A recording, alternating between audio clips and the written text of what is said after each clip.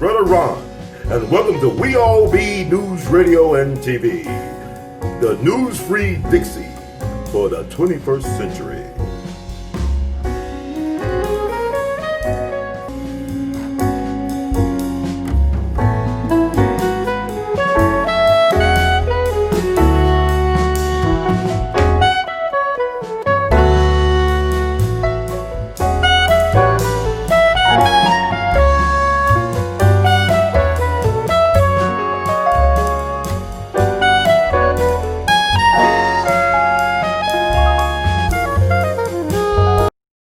While Anthony was in town, if you've been to Beale Street, if you haven't been walking 10 feet over Beale and you look down, you'll see some musical brass notes embedded into the concrete in the sidewalk.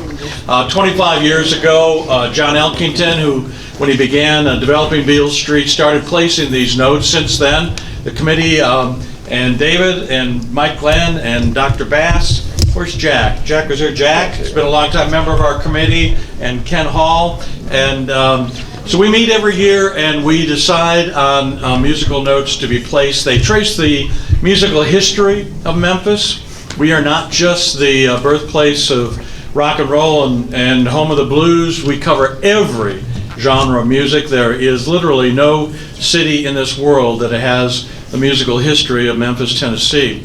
In that 25 years, we have placed 176 brass notes into the street from every genre of music.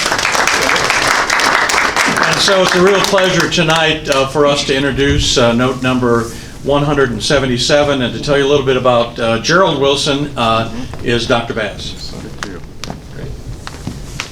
Thank you, Dean, and thank you all for being here and for hosting this ceremony tonight. Just a quick word before when I joined the committee several years ago. The people standing up here, I just want to let you know how supportive they were of the sort of mission that I had when I went on the committee of recognizing our jazz tradition from here in a larger way. And I'm really proud of what we've done. So in the last couple of years, we've given notes to Charles Lloyd, Lil Hardin, to George Coleman, to Harold Mayburn, to Booker Little, and to Emerson Abel, who was an important educator at Manassas High School. And that's Manassas High School is sort of the thing that's holding a lot of this together. Tonight we're really honored to have Anthony here, to honor his father, and to sort of cement the legacy of Gerald Wilson here in Memphis. Gerald Wilson lived from 1918 to 2014. Wow. He had a career over 9 decades, which is just, I read that and I was like, wait, that can't be right. I had to do the math real quick. It's like, wow, that's correct, you know. But I remember, so he's born in Shelby, Mississippi. He lives here in Memphis and goes later to high school in Detroit. But I remember reading how, just things they would say about Memphis and getting to know and talk to Anthony over this weekend and to hear that reinforced has been really special. But he goes on and he becomes, from Detroit, pretty soon he hooks up with the Jimmy Lunceford Orchestra, and what I love about Memphis, right, is that I can say Jimmy Lunceford and that's the remarkable thing, right? How important that band was nationally, but how important that band was to the city, right? Jimmy Lunceford was the first jazz educator in the world, and that's something that I don't think we shout loud enough here in Memphis. The first jazz educator in the world was from Memphis, Tennessee. Gerald Wilson joined the band. He composed, he arranged for the band, he played trumpet for the band. I remember playing some of his arrangements, and not only are they so advanced, like they're way ahead of their time. Like you'd be playing through this and you get to a passage, it's like, whoa, what year was this written?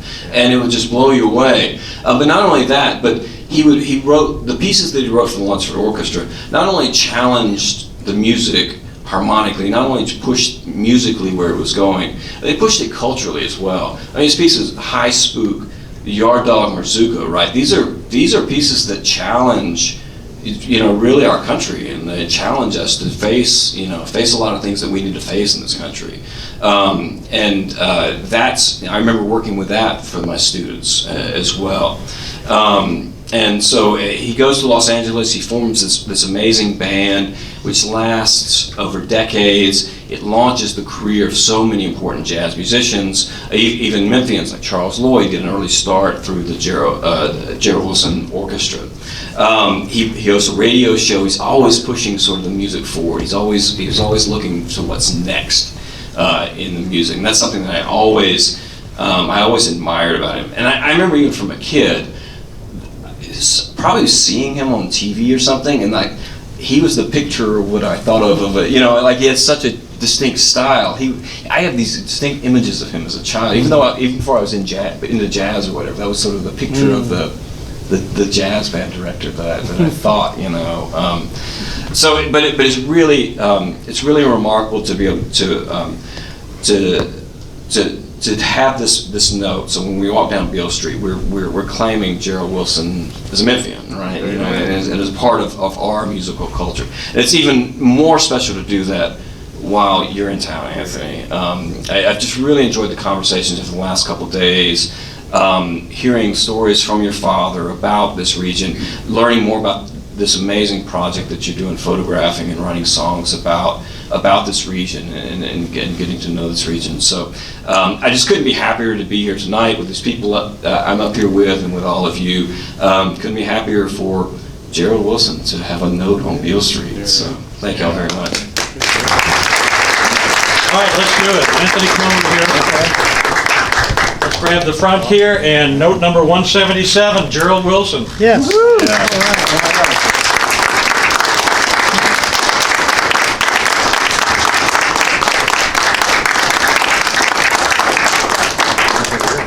Want to say a word? Sure. Please. Wow.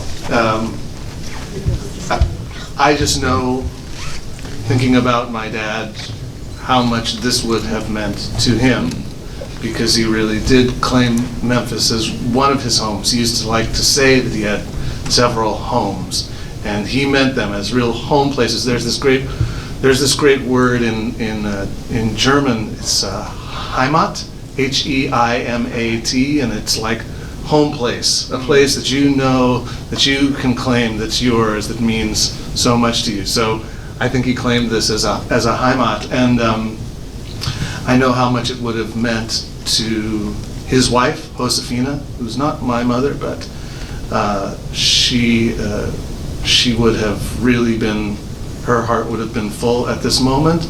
And my sisters, Nancy, Jerry, and Terry also. I know when I tell, Terry passed away several years back, but Nancy and Jerry, when I tell them about this moment, they're just going to be so thrilled. And it just means everything for us to have a place for our dad right there on Beale Street. And thank you for all your efforts in making that happen. So appreciative. Thank you.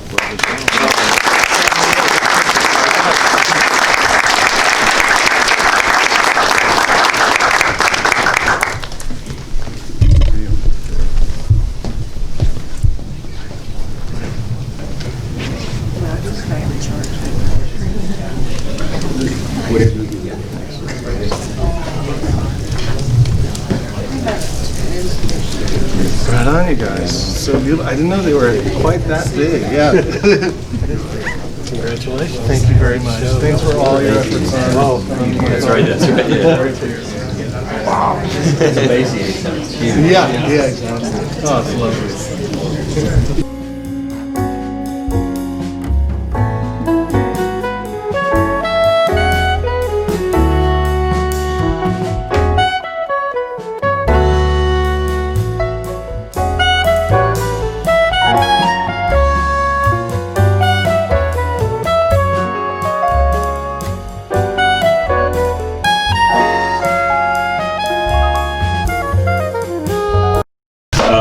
But thanks for coming. It is really my honor to be here today with our guest, Anthony Wilson.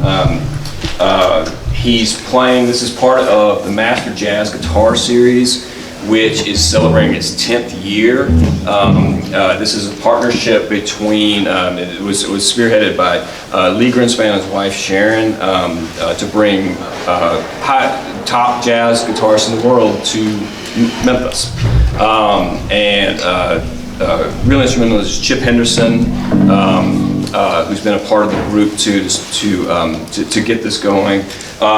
We're really fortunate to have been the educational partner in this and to create clinics, to create discussions, which today's is. This is a part of the series we have called Sound and Vision that is co-sponsored with our Turley Memphis Center. Special thanks to Iris and everybody who helped set this up. But just lunchtime conversations with people in the music industry talking about different things, different issues, and this is the perfect thing to fit into here. So playing tonight at GPAC, 2 sets, and tonight we're also going, between the 2 sets, we're really honored, we're going to be giving a Beale Street brass note to Anthony's father, Gerald Wilson, and so to honor his father's contribution to the musical life of the city in this area. So we're very honored to do that. But Anthony Wilson, he's been one of my heroes for a long, long time. I've been listening to him on records. I was really fortunate to hear him last night and in person for the first time. It just blew me away. He's one of the top jazz guitarists in the world. He's been with Diana Krall's band since 2001. He recorded as a leader and in collaboration with top jazz musicians in the world, but beyond that, with many of the people sort of moving the needle. And he really blends genres, he blends styles. So he's not, not sort of looking at music from a really interesting way. And we're going to talk a little bit about that today. I'm going to talk about his current project, which is he's doing this mixed media project where he's taking photos and writing music about experiences that he's having in the Mississippi Delta. So it's really fascinating. So we're going to talk a little bit about that. But before we do that, I think if you wouldn't mind playing a little bit, that would be awesome. So everybody, Anthony Wilson.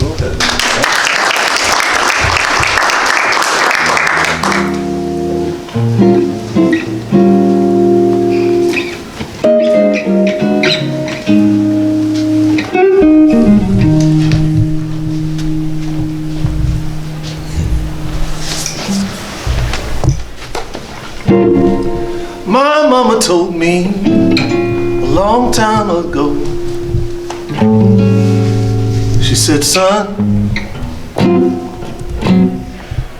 you had better take it slow, 'cause you've been drinking and gambling, staying out all night, you just living in a fool's paradise.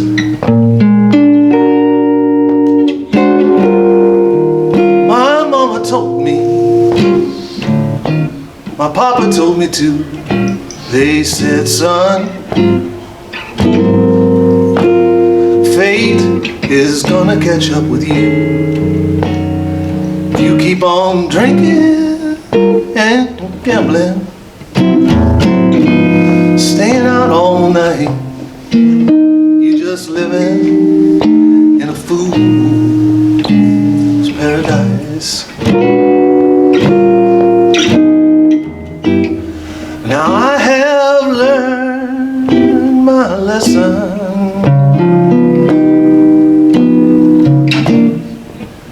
Like all the other fools I've met,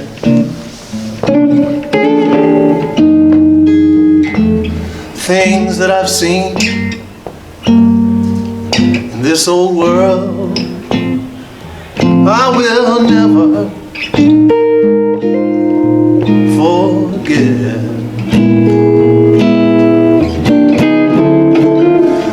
My mama told me, my papa said it right. He said, son, you're gonna drop right out of sight if you keep on drinking, gambling, staying out all night. You just living in a fool's paradise.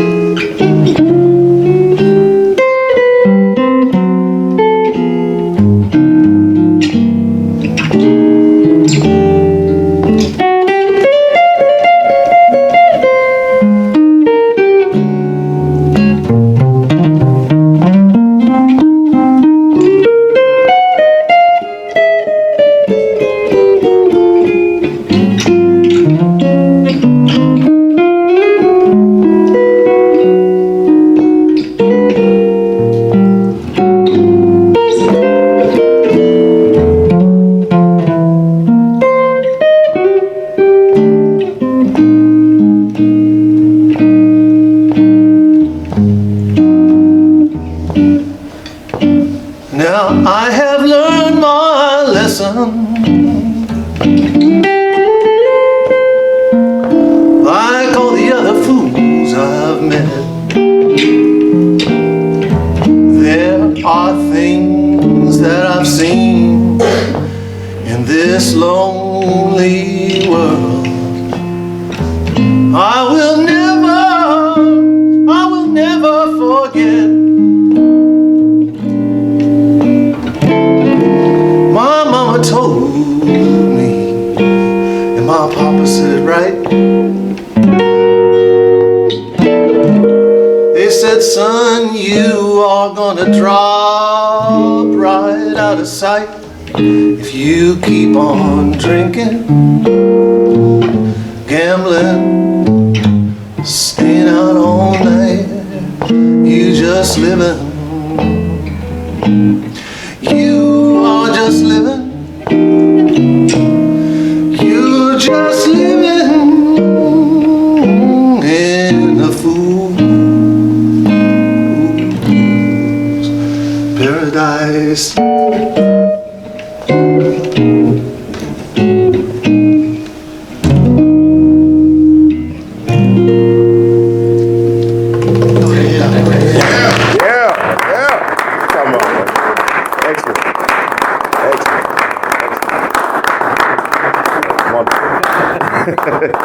Sound good. Sound good. Yeah, I mean, just thinking about like it's so like a lot of our conversation last night, and then getting into this. But I was wondering just to start off with, you know, I neglected to say more about your father, and so this is why the interest is here so much. But just to set that up, I'm going to ask the first question. Gerald Wilson, I looked it up. It's great. I read it and I had to like do the math on it. Its career span 9 decades. You know, He worked almost all the way up till the end, and he started working at around 20, right? or even a little bit before, in his late teens, in some of the bands around Detroit. So he was working from about the age of 19 until, I mean, he had gigs booked when he died at 96. Yeah, so he never stopped. Yeah, so I mean, just one of the real legendary figures. But I want to ask you something about that in a second. But what's your story? How did, you know, was it clear you were going to be a musician? Like how did you know, how are you here with a guitar in your hands? So that, Yeah, you know? I think when I was really young, I knew how much I loved music, and that I wanted to play. So I started playing and learning music around the age of 7. I mean, I don't know if I projected myself all the way forward into thinking that I was going to be a musician. I don't think I really had a feel for what that was, but I just knew that I wanted to do music. In addition to my father being a musician, and so having him as a kind of a model, and seeing him, you know, in the house working and composing and going back and forth from the piano to the writing table and working on his arrangements and compositions. I also had a mother, and my father and mother were not together, did not live together, so I lived in my mom's house. And she is also a music freak. Like, she had this great record collection. So you'd have the Beatles' Abbey Road next to a Ravi Shankar album, next to Debussy piano music and Satie piano music, next to Stan Getz, next to Charlie Parker. And so I was captivated by records, listening to records, and of all styles. So I think it was probably all the puzzle pieces were there before me, and I was just playing with them as a kid does. And then I just did it so long that it was the natural thing for me. I enjoyed doing it. I always find that there's something new, something motivating me to learn more. As I became an adult, I saw that was possible. Like, oh, you can keep doing this, and you can keep changing with it, and keep morphing and allowing more into your identity as you're becoming a musician. So it can be this constant state of becoming. And I really like that, and I think that's what motivated me to do it. That it would be something that I could do as a person and not stagnate. I could keep changing and keep growing, and that there was a context for me to work in that would allow for that. And I'm not good when I'm staying in the same place. I don't do well that way. So music, I think that it's not only the music itself, but what it provides humanistically for me is a way to grow and experience the world. I think that's the thing that keeps me in it. That's why I'm still doing it. No, that's cool. Does that make sense? Yeah, and do you remember back, were there certain records or a certain record or experience you had that was really impactful for you? Yeah, I mean, there are all of these different stops along the way. There's the early times when I wasn't even really interested in jazz, because the things that I liked at the time were the popular music of the time in the 70s, and I liked Bob Dylan, so Bob Dylan's records were very important to me. My mom had all of Joni Mitchell's records, which I listened to quite a bit. We went to see the movie called The Last Waltz, which was the film of the band's final concert at Winterland and in San Francisco, and it had Joni Mitchell, and it had Neil Young, and it had Dr. John, and Alan Toussaint had done the arrangements. And this was a major turning point for me, because for me, that's still if music can be like that, have that much swing and diversity, that's the way that I wanted to make music. So that record was very important to me. Later on, I discovered people like Wes Montgomery, so the Wes Montgomery Organ Trio album, the first one. I was talking with Chip Henderson today about that one, actually, and some Kenny Burrell albums that became really important to me. Then later on, I got into jazz composition, so I became obsessed with Duke Ellington, with Gil Evans, Billy Strayhorn, also my father. I mean, with my father, it was there. It was kind of always in the background. So I had listened to my father's albums when I was very, very young. But I got deeper into those, Gil Evans, Duke Ellington, Jerry Mulligan, and started to study composition. And later days, even up to now, big milestones for me were, people had sort of drummed into my head, you should be listening to Ry Cooder, and I didn't listen to Ry Cooder, great guitarist, producer, kind of holistic musician, storyteller. So I had my one of the biggest epiphanies of my life as a musician is about 10 years ago, when I sort of discovered for myself Ry Cooder, and it fits into that thing. It's I'm a jazz musician, but what does that mean? What do I want it to be? I'm a musician from Los Angeles, coming from a very specific space and time with the certain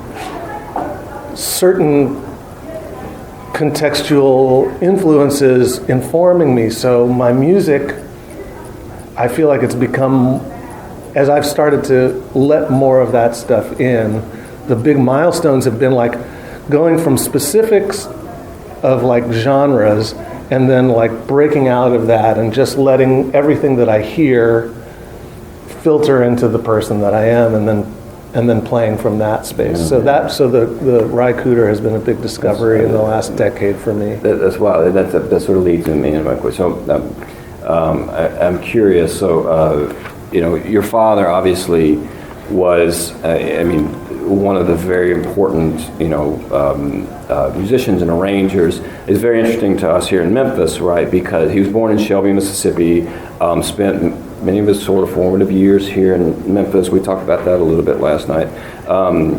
Moved to Detroit, and then he's a part of the Jimmy Lunceford Orchestra, plays trumpet, arranges, composes for that orchestra, and then leads his own band. Later, of course, in the 70s, so important in radio too, right? Like pushing forward new music.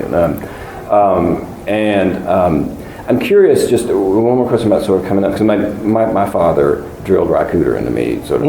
My dad was a banjo player, right? Okay. And I remember growing up, I couldn't figure out why anybody would choose to sit around and make those sounds all the time. Right. And banjos are loud too, right? Like there's nothing subtle about a banjo, in the house and stuff. It drive me crazy. I wanted to be Eddie Van Halen and stuff. Like, why would you do that? And so for me, having to come back, and then I was listening to Ry Cooder records, and these are things I kept coming back to later in my life. And I don't remember, like one time we were at this festival, and I heard this bluegrass festival, and they were playing, and it was fine, playing on the stage and everything, but there were these jam sessions for the bass, and I have this memory of banjos ringing off a mountain, and it's oh, this music makes perfect sense in this time and in this space, and I could think of no other music that could have come from that. You think about the music from Delta, music from New Orleans and stuff like that. But I'm curious, coming up with, with such an eminent, you say your dad was always around working. Was that something that you felt like you had to distance yourself from a little bit growing up, or were you just fascinated in what he was doing? You play guitar, right? And so there was obviously some sort of turn from I'm just curious, growing up with him. Yeah, I was aware that my dad was a really singular musician, and that came both from the evidence of my own listening to the music and being able to hear for myself how powerful it was, his music, and other people also saying, your dad is a big deal. But I felt proud of my dad because he didn't have a lot of money. I grew up in L.A. and my mom sort of wanted me to go to private schools to get the best education that I could have. And L.A. is a strange place because it's entertainment, and I went to school with a lot of people who had famous parents, and it was sort of well, but my dad can do this, Your dad may be in movies, and that's really cool, or your dad may have produced a bunch of gold records, but this is what my dad does. And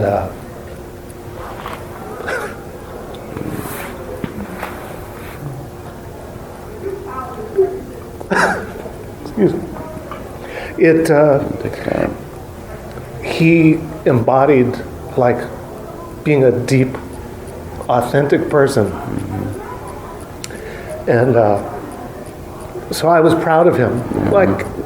Even growing up, I knew that you're up against something to be that kind of person and do that and stake your life on that. And so I was proud of this guy. I knew what he was doing, and I didn't feel any need to distance myself because I was I love this. This is, if I could be a person like he is, that's what I want to be. So for me, it all comes down to that, more of a, who you're going to be as a person and how what you do will reflect your values, your inner values, whatever those are. And when it comes from that, then the music reflects all of those choices that you're making. And that's the lesson of I think all the jazz musicians that we love and all the great artists. It's coming from that wellspring. So yeah, I would just see him, or I would go to a performance that he would do, and I saw his comportment, the way he approached other people. He was kind. He was respectful. He didn't put on any airs. These are just the things that are important to me still to this day, and that's the stuff that I want to be close to. And it just goes so much beyond the musical part. It just, that's the stuff that would lead me back to music and say in my own practice, like embody those things. So yeah. Anthony, I've got a question. It's really beautiful. Yeah. Did you ever record or perform with him? Yeah. I imagine you did. Can you Well, I talk joined the about band when I probably joined the band earlier than I should have, because I was like a little bit overly confident in my own abilities. Like by the time I was 16, and I'd sort of pull his coat and be like, Dad, I can do this, and he'd say, well, Anthony, are you sure you're ready? There's some big fish in that band, and the band at that time still had some really of the legends of people who settled on the West Coast, Teddy Edwards, great tenor saxophone player, would play in the band. Harold Land, Bobby Bryant, Ernie Watts, Jack Nimitz, so many incredible players. And so, it's that same thing that he valued. Like, this is a very serious thing. These are great musicians. Don't you just want to come in the band when you feel really ready? And I'd say, well, I'm ready, And so from about the time 16, 17, he started having me on gigs, and I learned the whole book and on recordings. And then there was a period of time where he stopped recording, and then later on again in the 2000s, he did a series of records for a label called Mac Avenue, so I was on all of those, and I felt like we collaborated, and he really respected what I was doing, and I think by that time he'd seen how very serious I was and had gotten, and so he shared a lot of things, pointers, tips, just voicings, little special things that other people didn't know. I think at that time, because I'd started working with him, and he knew that I was very serious and wanted to learn. So, yeah. I wonder how it works when you're performing, touring, I guess, recording with Diana Krall. How is it that a new song gets worked into the repertoire or gets onto an album, and is it a collaborative process, or does somebody parachute in and say, here's the arrangement? Or? So in every situation that I'm involved in, it's different. Everybody has a different working process. I'd say one thing that I find is common is that, when you're working on new songs, you're learning them. If they're original songs, you're still tinkering with them. You're still tinkering with the harmony or a melody or a lyric, or you don't know exactly how you're going to play it. So the way I have experienced it across the board is that people bring in stuff to play, and maybe they bring it in on a sound check and you play it that night at the show. But to me, that's relatively rare. It's it becomes just sort of a natural process of becoming familiar with new material. Diana Krall, there's songs that we learned, years ago that suddenly on a gig, we might have practiced them over sound checks, and an arrangement just evolves collaboratively through the band, people figuring out what their parts are, and then never performing the song. A year, 2 years, 3 years goes by, and then one night she'll say, like, let's play that song, whatever it is, and then we play it. And then maybe we don't play it another, because maybe there's things that she's still working out. I like that process, that you're trying something, and you get with different musicians, and you see what needs to be worked out there.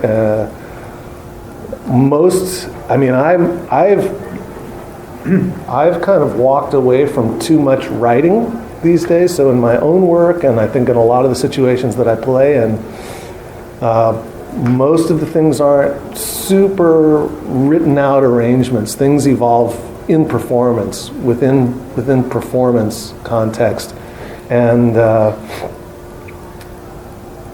I like that because I feel that it just brings out the best in players. So is what you're saying as true of recording an album? I'm guessing that's more sort of organized? Can be. It just depends on whether, if you have 30 musicians, if you have an orchestra, obviously you need a real arrangement. But a orchestra arrangement might have been written off of something that we've been practicing for a while if we're a trio, and we've kind of come to something, and then maybe we just throw it on tape for the arranger. We can then just do what we do, and then the orchestra can fit around it. In smaller groups, I find that it's less writing tends to be the rule. Maybe some kind of head chart or some kind of lead sheet that gives you the format of the thing. But I know in most of the situations that I do recording these days, second take is usually the take, and diminishing returns after the third take. Everybody starts thinking and trying to fit into this idea that starts happening about the way they want the thing to be captured on tape, and usually you can't have those thoughts during the first and second take because you're figuring out other things, and so it's these moments of discovery. And I think when that can get captured on tape or on digital on chip, that the music has a more immediacy, But I don't discount anything. I think there's so many different approaches and groups that work with more arranged kind of things. Sometimes that's really very necessary, And I love the modern jazz quartet, and I love how call you. Excuse me. Call you later on. Yeah. This is an old friend of mine from school days. And her daughter's visiting Rose today. So you need to totally come to Rose. It's really This good is to meet you. We do this every day. Authenticity. He's an incredible musician. I'm so pleased I could be here. Nice to meet you. Okay. Yeah, so it's just, there's so many different approaches that you find. Sometimes it's chord charts. Sometimes people write out lots of notes. Sometimes people write out, Johnny Mandel writes out the exact voicings that he wants you to play. Sometimes his voicings are unplayable, and I have to tell him, Johnny, what are you doing? I can't play this. I'd have to be doing this, and usually he's pretty good. The old school arrangers knew what was possible on every record, so you really do go in with a lot of respect. If you're doing a record date and it's Johnny Mandel or Klaus Ogerman, the amount of knowledge that's there, I want them to tell me what to do because I'm going to learn something. So it's just so many different approaches. How do you learn tunes and memorize tunes? Do you just hear the changes going by? Or do you actually say, well, you know, I'm going to look it over a few times and try to remember it? Or there's so many possibilities with chord changes. That's true. And reharmonization. Yeah, I don't think of it in that way. So I think of trying to learn the song as best I can. I mean, I have a weird memory. I like remember phone numbers from like 30 years ago. You know, it's weird, and but I'm the same when I learn a piece of music. Like if I learn it, I tend to learn fast, and then it's in my memory.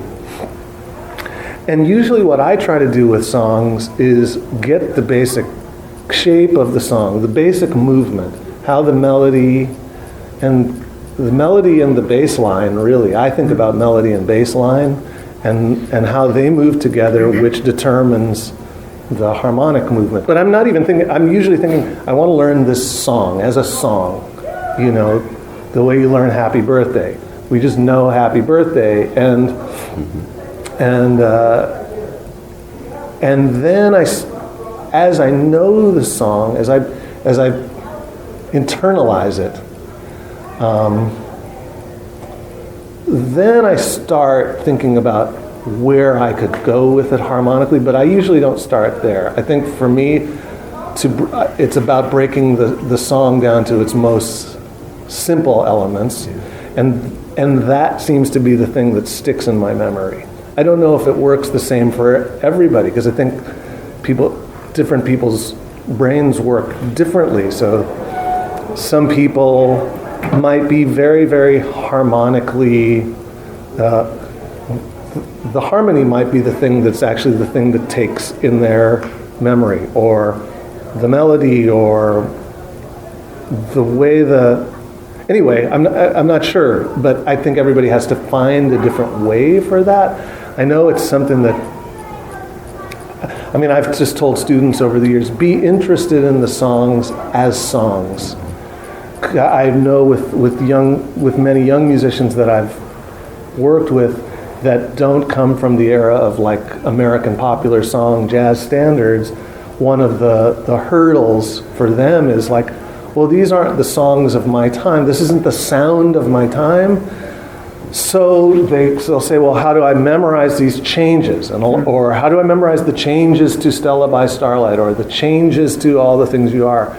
And my advice is usually, it probably won't happen, or you'll memorize the changes, and that'll be okay, but it won't be sufficient. What you probably need to do is get to some point where it clicks that you're interested in all the things you are as all the things you are. You know, the identity of that song, what that song does and how it moves, and then it kind of clicks. And for me, that's how it's been for me. You know, I remember, you hear Billie Holiday sing These Foolish Things. Well, that's what got me interested in These Foolish Things, because just that song is so good, and the way she sang it, so that's seared in my memory. So that now, if I go to study These Foolish Things, I've got this kind of imprint in my mind about the song itself and not about its components.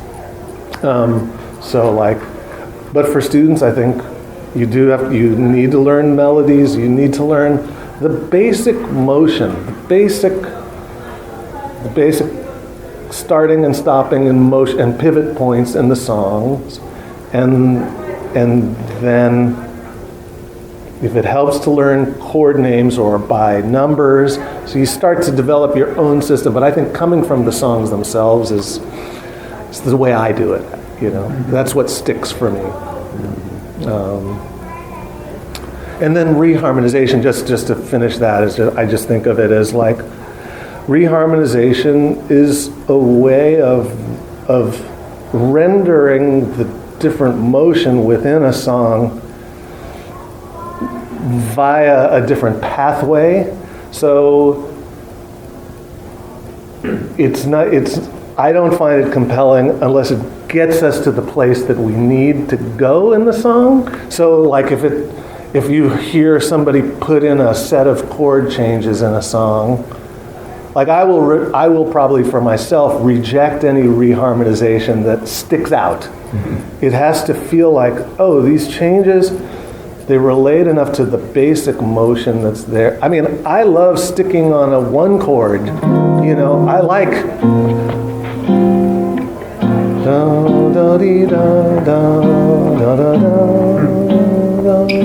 I don't have to go da da da da da da da. Right? I don't have to go there. It's perfectly beautiful.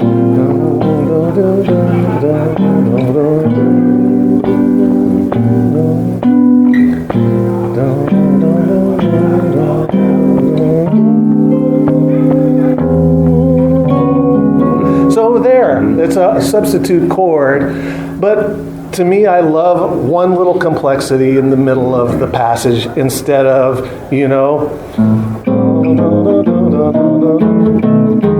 a series of they're all wonderful, and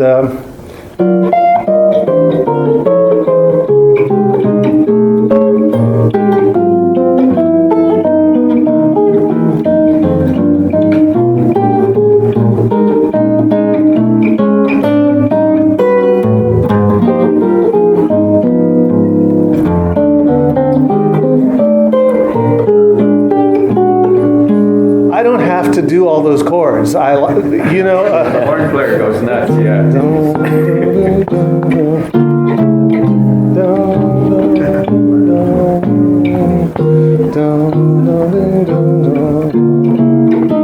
Just the fact that in the first two bars, I was able to go use a minor seventh for the F for the 2 chord, and then the second 2 bars I could use the dominant seventh, and that's what the chords are, but I didn't need the other stuff to create a framework for the song that is sort of arbitrary. I'm thinking about the song, you know. Da da dee da da da da da.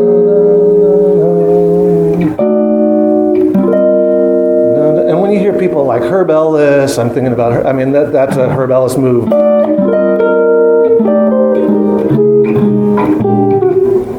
Sixth chords, you know. I mean, these are choices, you know. Okay, it's the 1 chord. Well, what's the color of my 1 chord? You know, is it a major? Is it a triad? Is it a 6th chord? Is it a major 7th?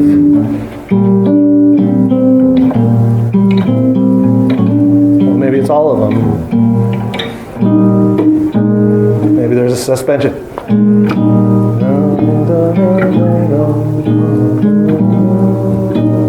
don't know.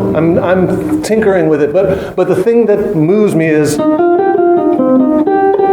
always going like a line through my head, and that's what I memorized.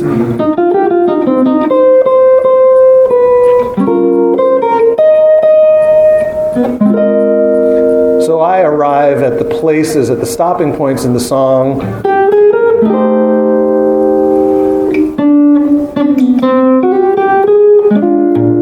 So basically that song is dun dun dun, 1 chord to a 5 chord, 1 chord to a 5 chord, really. 1 dominant 7th to 4.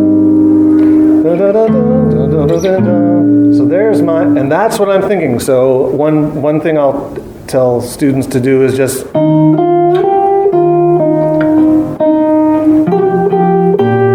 they can play the bass line and the melody together, they're on their way to really knowing that tune, and then they can get in it. I don't know if this is helpful at all. Yeah, that's cool. Perfect. And I just listen to the singers that I like, you know, they're so good, and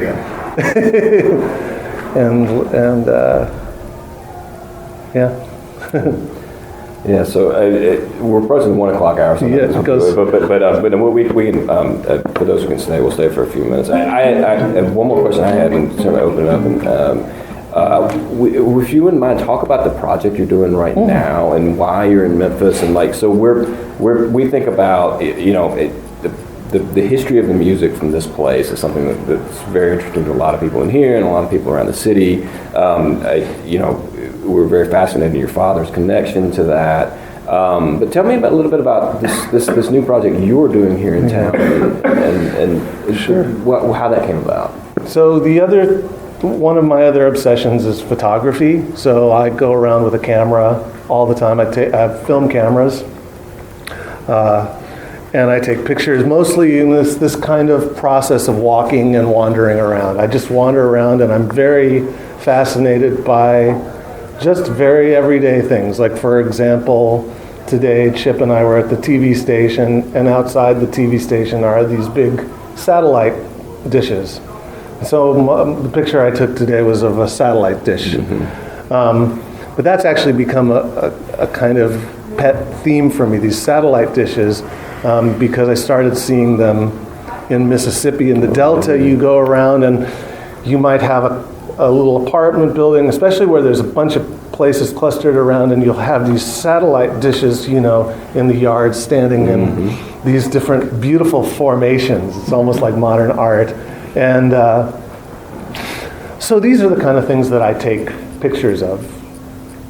Everyday scenes, the things that are around us, and it's just like, for me, like a process of awareness. So I have an album that I just put out, which is a group of songs that's accompanied by a book of my pictures out on the street and in different landscapes.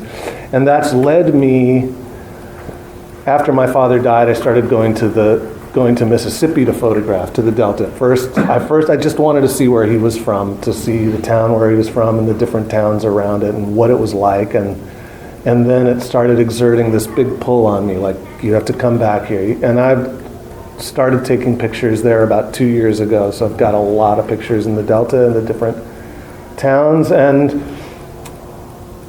what I've been doing now is writing songs that are derived from the pictures that I'm taking. So along the way, I've been meeting different people who tell me stories about something that happened in the town. Or, for instance, there's a tree in the middle of Shelby, Mississippi, under which everybody gathers and hangs out all day long. And they do their gossiping and their talk, and the town's business is basically conducted under this tree, and a lot of drinking goes on under that tree. And so I've been going back to photograph the tree, and I have photographs of some of the people that hang out there. And so I wrote a song called The Knowledge Tree, because they call it the Knowledge Tree. It's a Chinaberry tree, but the folks in town call it the Knowledge Tree. And it is meant to kind of give a voice to this culture of this place, which happens to be just adjacent to where the land in which my father grew up, the actual lot. Wow. So there's certain personal history significance to the project, and then there's also my interest in culture, in musical culture from the area. And so I think it's going to be a project that's going to take a couple of years to finish. I mean, I go down to the Delta for about 10 days at a time, and I just wander around. And then now that I've met some friends, they'll tell me, you need to go over here, past Webb, down this dirt road, and you're going to find something really incredible. And so it's a lot of this kind of sharing. For me, it's a really great way to compose. I mean, to write music that has a relationship to images, it grounds it in a way. I can decide that I want to evoke a certain kind of feeling that I'm getting from a picture in a song, and so they're great composition exercises, or that in a verse with lyrics that I'm trying to exactly tell a certain story. So for instance, in the Knowledge Tree, there's an abandoned school that I've gone to photograph quite a bit. And in the school, the old auditorium, which is completely falling apart, has all this graffiti on it with people's names. And the volunteer fire department fire truck has been driven into old auditorium basketball court. There's basketball hoops on either side. There's an old stage, and then there's this fire truck inside and all this graffiti. So I wrote a song. I wrote some verses, and I recreated it's a fictionalization of the situation that could have led to this particular scene. So as a composition exercise, it's really great, and and so that's one of the things I'm working on right now. And yeah, it's so close to my dad and family history. There's some other research I want to do because I don't really know. Nobody really knows what happened to my grandfather on my father's side. He left when my dad was really young. And it was always fascinating to me because he said, my father left us, when I was 8. He just left us, up and left us. He went to Greenwood. But like Shelby to Greenwood is about 40 minutes in the car. But at that time, in 1925, 1926, Shelby to Greenwood is really far, So he never saw his dad again.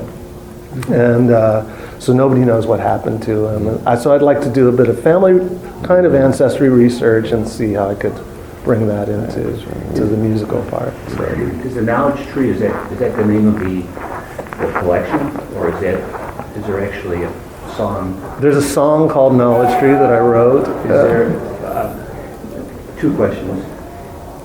Did you start with the lyrics and then work it, or did you start with something you heard, a melody in your head, and then put the lyrics to that music? All happens, usually for me, it's all happening at the same time. It is. Yeah, so I'll have a subject, thanks for coming. I'll have either a subject that I want to address, and I have a list of subjects, and then when I feel ready, it usually is happening naturally. I'm feeling like something's happening around this, and I either get a riff or some kind of melody, and I start working with it, and then it unfolds. So, like one of the subjects, I'm interested in ghost towns, towns that are abandoned and gone, and what could have happened. So, I could play that for you, sing it for you. But what I had on my list was ghost towns. I just have this, and then at a certain point, maybe a group of words starts to come to me, or a melody, and then I can go from there. And it's always, and it's just like the picture taking. One thing always leads me to the next one. It's like taking pictures of certain kind of buildings will lead me to other things in that area that I like. So there's the rural church, taking pictures of rural Baptist churches will lead me to taking pictures of bayous that are behind the churches. So landscapes in these beautiful bayous that just take my breath away. They're so beautiful. And like one bayou, I met this fisherman, and it was his special fishing spot. So like we talked for a while, and I took a picture of him. Now I want to do more of like the random people that I meet that I consider to be like guides, so he told me about some other things there. We made a picture, and then I left him. So that becomes another subject. So maybe another subject of songs is guides. I don't know what that will lead to, like who guides you in your life, who becomes mentors, what is it? I don't really know. But this idea of guides is now something that's on my list, and I keep these lists because I'm nothing without the lists. That I can't memorize. I've got a lot of things in my memory that I'd like to, but I have to keep these lists, because it's like those things just seem to kind of disappear. Yeah. So I could sing you this Ghost Town song. I like it a lot. So one thing I thought was like, I would like to write a song that's sort of, like all of these things will happen together. Like, okay, I want to write a song about ghost towns. Oh, now I have a line, and to me, when I sing it, it sounds almost like a ballad that Chet Baker would sing. So so I want to like combine this kind of feeling that I get from Chet Baker ballads you know, with these other things. And then it gives me like a world to kind of play around in. And the more that I can like play around in the world, the song usually just kind of finds its way. If this becomes a ghost town, full of rolling tumbleweeds, and time pulls all the ceilings down upon our broken memories. Find the souvenirs I left you down underneath the boards.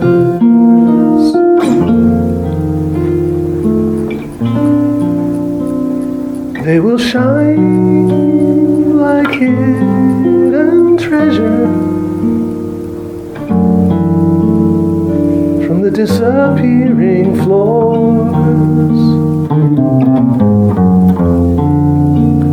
and cast them up into the sky. See them glow and watch them fly, while we sail, you and I, in a craft out on the moonlit sea.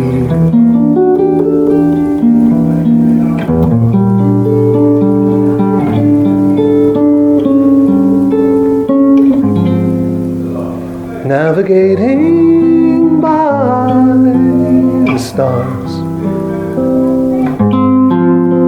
forevermore to wander far from the dust and dark brutality.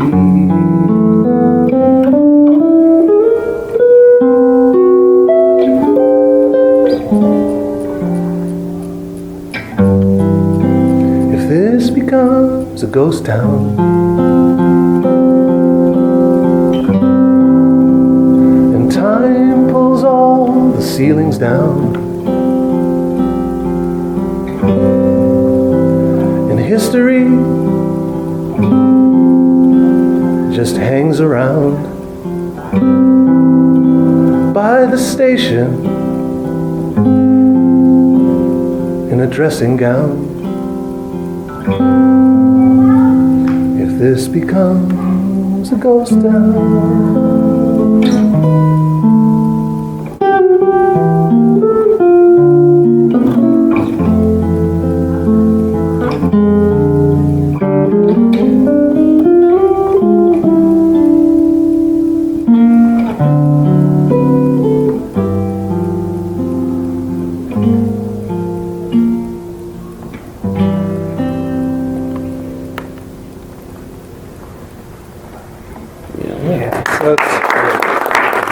that's kind of how they work for me, you know. I'll take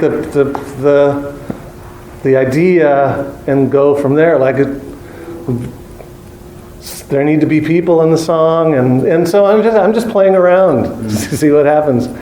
Yeah, so history can become a character, and it can still you know kind of fulfill also this kind of, you know, I wanted to use this kind of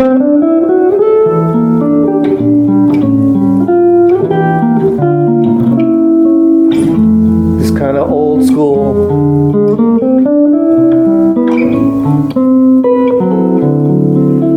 that world, then I'm playing around.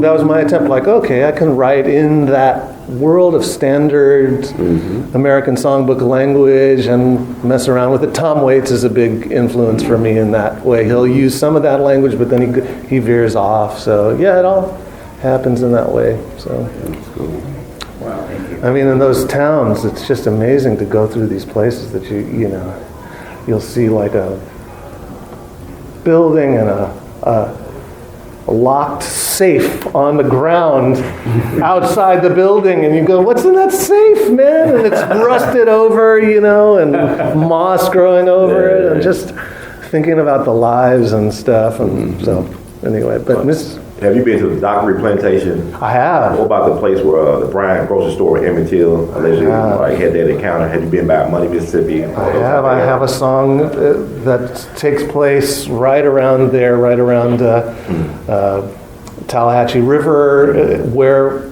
a place called Grab-All Landing, which is where his body was, his Pecan Point, and Grab-All Landing, which is where they found his body. So I have a song that's about that. Yeah, I mean, to go around the Bryant's store and see that thing just crumbling down. Yeah, I mean, that's still time. Standing, though. Yeah, it's so weird. It's such a. I mean, now it's just this area that I guess people go who know that this went down, but there's nothing really to commemorate that. Really, you need to know this history, I mean, well, but then they do, there's the interpretive center. Right. We were talking about that. And they put up these signs, and then everybody goes and shoots them, People shoot bullets through them, which is really disconcerting and horrifying. And so, yeah, I've been traveling. So that's really, I've made some friends in that area, and so many stories. There's just so many stories there. A little further south, I pour through like family ancestry narratives. So I found a story about killing of a sharecropper by his landlord in 1934. Wrote a song about that. Wow. I think these stories need to be told, and it's. So I'm thinking of like something that's a really large scale chronicle of like the complexity and the contradiction and the beauty of the place, to kind of give a lot of voice to a lot of things there. It's good you go there because people don't understand that Mississippi produced the largest number of Grammy Award winners in any place in the country. Mm-hmm. Think about it, you think about your father, the level of talent that come out of Mississippi. That's right. It's incredible. I do love that in Mississippi, just that the blues trail exists, and they've made an effort so that when you're going through there, you can find out who all these people were that were so important, to American music, so to world music. Mm-hmm. I mean, yeah. Well, it's maybe a good stopping point. I don't know. Yes, we just thanks for being here. This is just so wonderful, and like if you're in town, like this, the doors certainly open here. Thanks so much. So yeah, thanks for being with us today. You got it, man. It's my pleasure. Thank you. Nice amp too. That's like. They just, you have to. That's what it is, right? Yeah, just no other way to do that. How long have you had this one? Okay, it's an honor to have you on, sir. How you doing today? Good, so well. Let me see, I got this focus. Okay, I want to ask you about, did your father ever talk about his experiences with Mr. Jimmy Lunceford by any chance? He did so much talking about his experiences with Jimmy Lunceford over the years. I mean, he... from everything, from the time that he got the first call or telegram, even before that, because when he lived in Detroit and he would, and the band would come through, he would sit on the stand next to Cy Oliver and Paul Webster and read along with the book, I think in preparation for someday to be able to maybe play in that band. And so when Cy Oliver left the band, my dad was with Snooky Young in Dayton, Ohio, and he got a telegram from Lunceford to come to New York immediately, and they wired him money to go. And so, yeah, I mean, there's so many little details that he talked about over the years. He loved to tell the stories about their wardrobe, that they would, in a day, say playing the theaters in New York, they'd have 7 changes of clothes, and it was a whole progression and innovations that they came up with having to do with like throwing their trumpets up in the air and catching them, and there's just so many details that I heard over the years. I know you're retracing his roots, like going back into the Delta, figure out where he's from. Do you ever talk about his experiences on the road during that time, during that era of being a black traveling musician in this country? Because we just had a movie came out called The Green Book. Yeah. They kind of highlight some of the, maybe the issues of that. Do you ever talk about that stuff? All I would say was that the segregation really troubled my dad. It always did. He lived through a time in which segregation was just, Jim Crow was the unspoken law of the land, and it was acted upon. And I think, by the time that I was a kid, he had just had it. He had just had it with stuff like that. I mean, he didn't talk so much about particular experiences other than the fact that it bothered him that they would play someplace and they could only play for a white audience, and then they'd play the same show someplace else and they could only play for a black audience, and that there were these traditions in place that were really cruel to blacks and that made it impossible to live, and I just think he was really angry about it. He stayed angry about that for a long time, and he was very proud of some of the moments where he was able to, in some way, break some of these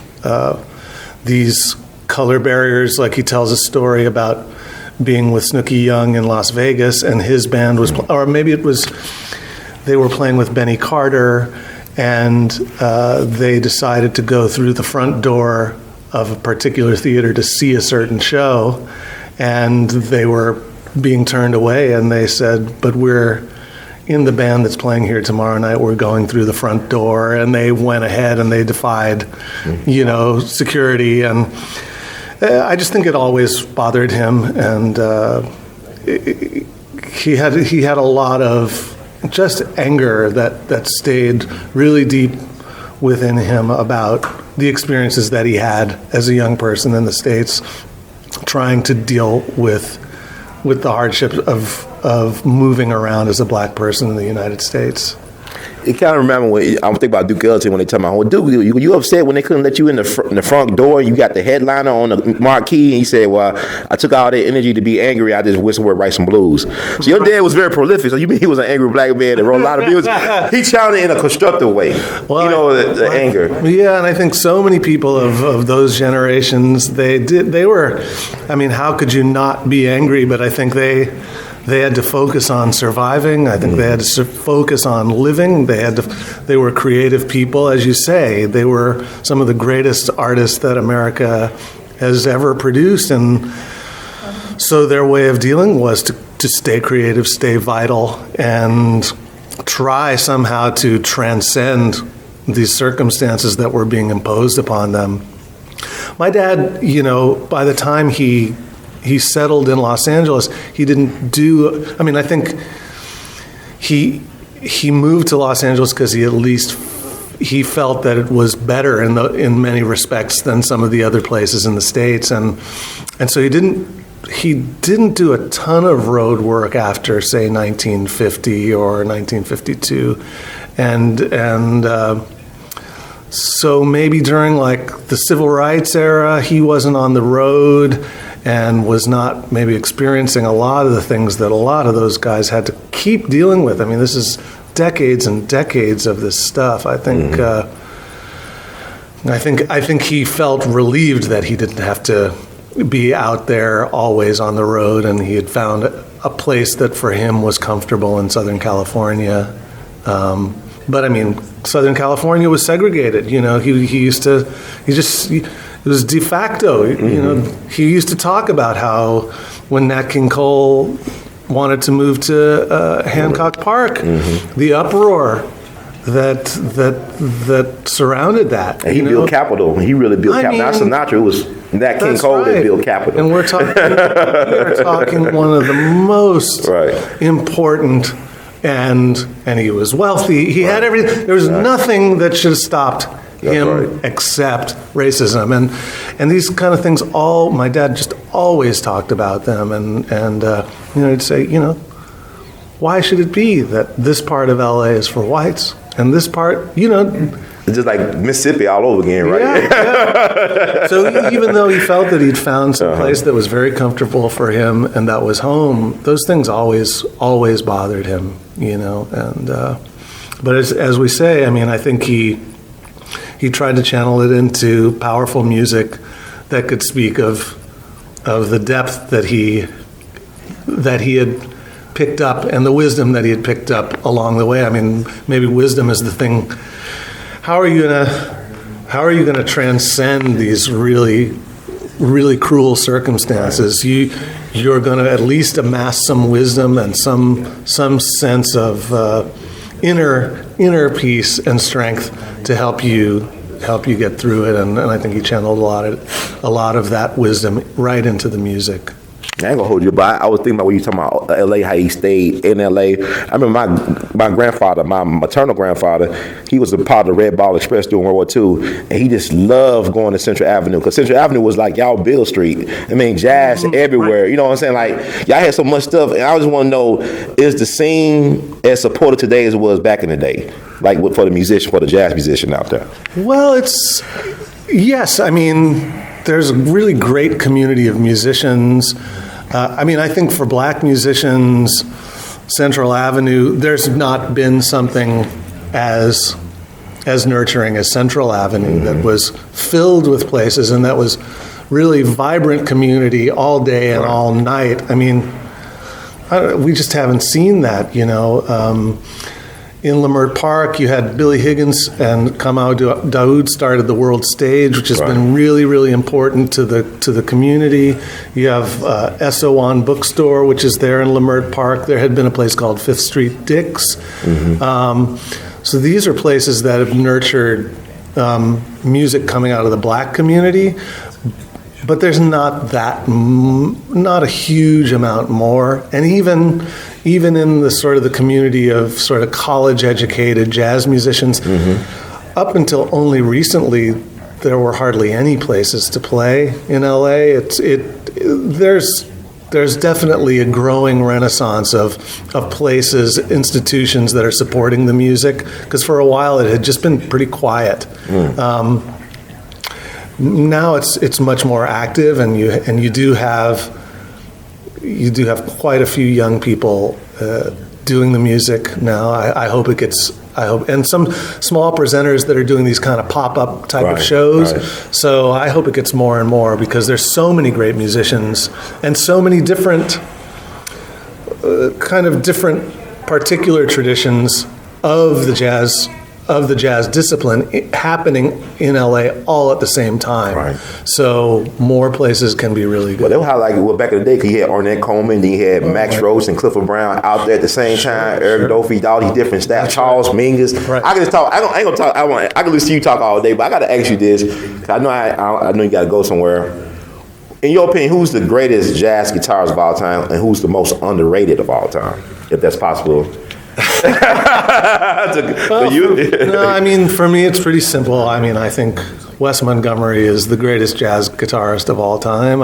He just embodies everything. He created for me what it means to be totally fluid on the guitar, to be totally free and having access to everything that's there.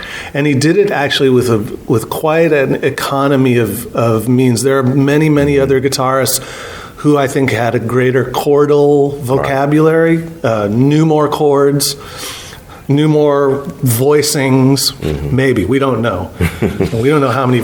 But, there's a lot of people that have kind of innovated other stylistic elements in jazz that are really important and incredible. But in terms of the complete package in terms of sound, tone, fluidity, ability to just move, absolute effortlessness, absolute flow. To me, it's Wes.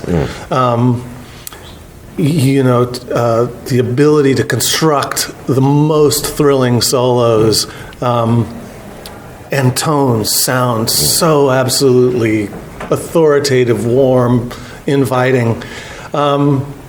Maybe not underrated, but to me, the other favorite is Grant Green. In terms of thrill, sometimes Grant Green tops Wes Montgomery. Sometimes there's a thing that Grant Green does that goes so far, like to the point where you're like literally so excited, like he just knew how to create a certain kind of intensity on the instrument that I think maybe Grant Green is misunderstood less than underrated, because I know so many people who just think he's great, but I think like in the fact that Grant Green hardly ever played a single chord. You hardly hear Grant Green play a chord, and he doesn't do a lot of chord melody and a lot of kind of anything that has to do with a lot of intricacy. So maybe some people misunderstand him and think he's like, well, he's really soulful and really good, but does that count? Like, does that put him in the very top echelon?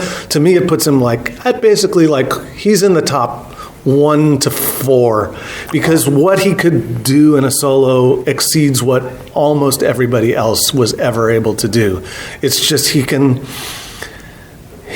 insist on something melodically, and it'll literally thrill you down to your inner soul more than anybody. And I think that's a special talent that hardly anybody else had. Wow, that's incredible. And you also said you was in a boys choir with another Memphis connection? With Phineas Newborn III. So Phineas Newborn's son, who we were in a choir called the California Boys Choir together. Also, Lenny Kravitz was in this choir. we were all buddies, and so we were learning. I mean, and so that was like a big formation of my musical education, was learning. I learned to sight read. There, the musical director was a guy named Douglas Nesland, and he was a great musician. He's still alive. But my dad used to say, man, I think it was a great thing for you to be in that choir, because you learned music theory, sight reading. You learned a lot of repertoire at an early age that set you up for later things. So yeah, and so Phineas, he was right there. And so was he impressed? I mean, I knew he got his father. I know how your father, like you being a son of Michael Jordan or somebody.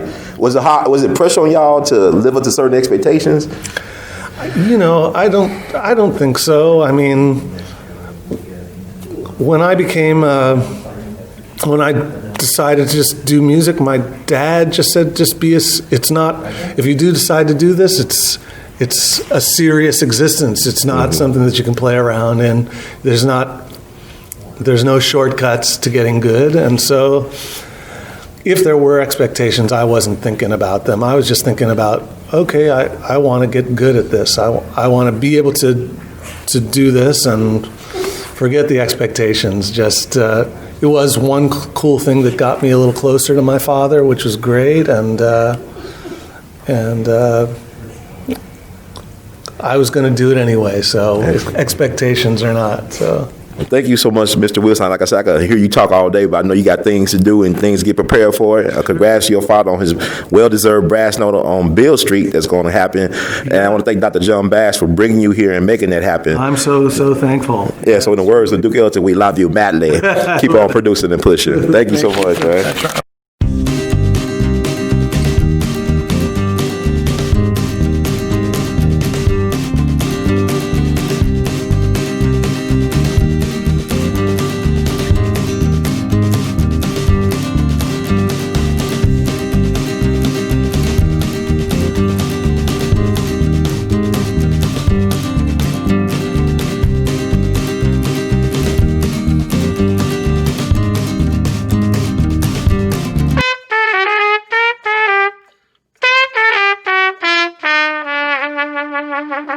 Hey, everybody, this is Brother Ron. I am asking you all to do me a big favor. Think about supporting the We All Be movement. Your donation is tax deductible. The We All Be Group Incorporated is a recognized 501c3. And I'm just asking you all because I want to keep on bringing y'all quality work through the way that I know how to do best. And I'm going to sing my praises and toot my horn. A lot of y'all were not hip to Dick Gregory until Brother Ron brought him on the We All Be platform, until that jingle review we did. Y'all seen another side of Judge Joe Brown, and Judge Joe Brown's message has been amplified. But it was We All Be that brought Judge Joe Brown to y'all back in 2014. And so many others. And we covered so many things. So help us out so we can help you all. Peace.